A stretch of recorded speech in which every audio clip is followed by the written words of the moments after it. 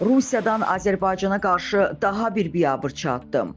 Kremldə Bakıya düşmən kəsilənlər kimlərdir? Rusiya ilə Azərbaycan arasında münasibətlər dostluq və strateji müttəfiqlik üzərində qurulub. Bu xətt üzrə davam eləsə də, sanki Kremldə müəyyən qüvvələr, dairələr iki ölkə arasında münasibətlərdə soyuqluq yaratmaq, bir növ yeni gərginlik səhifəsi açmağa çalışırlar. Məsələ ondadır ki, Rusiya tərəfinin dəvəti ilə Azərbaycan nümayəndə heyəti Ümumilli lider Heydər Əliyevin anadan olmasının il dönümü ilə əlaqədar tədbirlərdə iştirak etmək üçün qonşu ölkəyə səfər edib. Lakin heyətin tərkibinə daxil olan Milli Məclisin deputatı Azər Badamov Moskvada hava limanında saxlanılıb və ona Həştərxan reysinə minməyə icazə verilməyib və rəsmən bildirilib ki, Rusiya ərazisinə girişinə qadağa qoyulub. Bu zaman hətta adi etiket qaydaları kobudcasına pozulub. Adətən sivil ölkələrdə bu cür addımlar atıldıqda hansısa bir səbəb göstərilir. Lakin Azər Badamova hər hansı bir səbəb göstərilməkdən boyun qaçırılıb. Bəs ona qarşı bu cür addım atılmasının səbəbi nədir? Çox güman ki, bu onun deputat fəaliyyəti ilə bağlıdır. Azərbaycan Xarici İşlər Nazirliyi dərhal məsələ ilə bağlı bəyanat yayıb, nümayəndə heyətinin Bakıdan Moskvaya uçmasına baxmayaraq, Rusiya tərəfi hər hansı bir ilkin xəbərdarlıq və ya məlumat vermədən heyətin tərkibində olan millət vəkili Azər Badamovu Moskvada hava limanında saxlayaraq onun ölkəyə girişinə qadağa qoyulduğunu bildirib. O bir müddət Moskva hava limanında gözlədikdən sonra ölkəmizə geri qaytarılıb. Əlavə edilib ki, məsələ ilə əlaqədar dərhal Rusiyadakı səfirliyimiz vasitəsilə Rusiya Xarici İşlər Nazirliyi ilə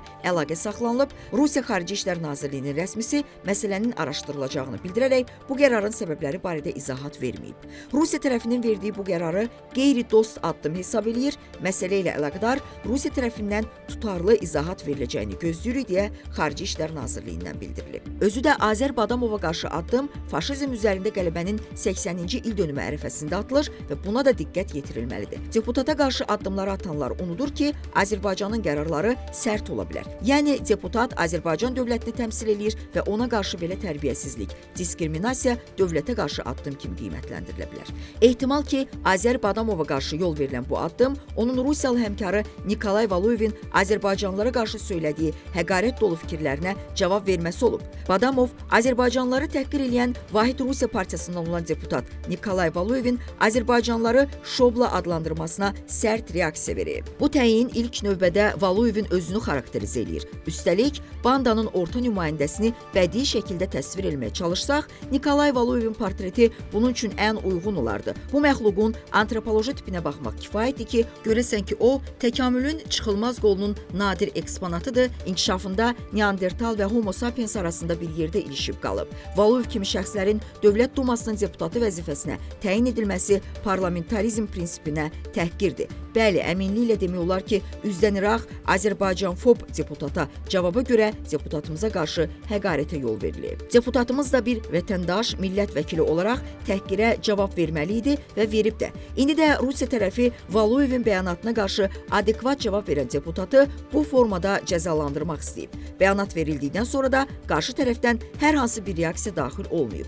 Azər Badamova qarşı atılan bu addımı Rusiyanın müxtəlif dairələrinin özbaşınalığı kimi də qəbul eləmək olar. Kremlin imperialist dairələrinin son vaxtlar bu istiqamətdə addımlarının sayı da artıb. Bunu da onların tərkib hissəsi saymaq olar. Azərbaycan da daxil olmaqla MDB ölkələrindən olan insanlara qarşı ayrı-seçkilik, fiziki zor tətbiqi və diskriminasiya hallarının artdığını müşahidə edirik. Ümumiyyətlə, son vaxtlar Kremlin keçmiş Sovet respublikalarından olan insanlara qarşı zorakılıqları, təzyiqləri, diskriminasiya hallarının artdığı müşahidə edilir. Maraqlıdır ki, postsovet məkanına daxil olan ölkələr içərisində yalnız erməni miqrantlara gözün üstündə qaşın var deyən yoxdur. İrəvanda Rusiya bayraqları yandırılır. Rusiya və ruslara qarşı ən sərt addımlar, şüarlar səslənir və Moskva da heç nə baş verməmiş kimi susur. Ermənistan vətəndaşlarına, ermənilərə xüsusi diqqət və qayğı göstərilir. Onların törətdiyi ən ağır əməllər ört-basdır edilir. Hər halda ümid eləmək olar ki, deputata qarşı atılan bu həqarət dövlətin mövqeyi deyil, hansısa bir qurumun özbaşınalığının nəticəsidir. Əgər belə olmadığı təsdiqini taparsa, o zaman Azərbaycan tərəfindən də adekvat addımlar atılması mümkündür. Azərbaycan müstəqil dövlətdir və heç kimin bu cür həqarət doğuran addımlarını suallarını cavabsız qoymayacaq. Azala məxsus təyyarənin Rusiya tərəfindən vurulması ilə bağlı rəsmi Bakının mövqeyini yada salaq.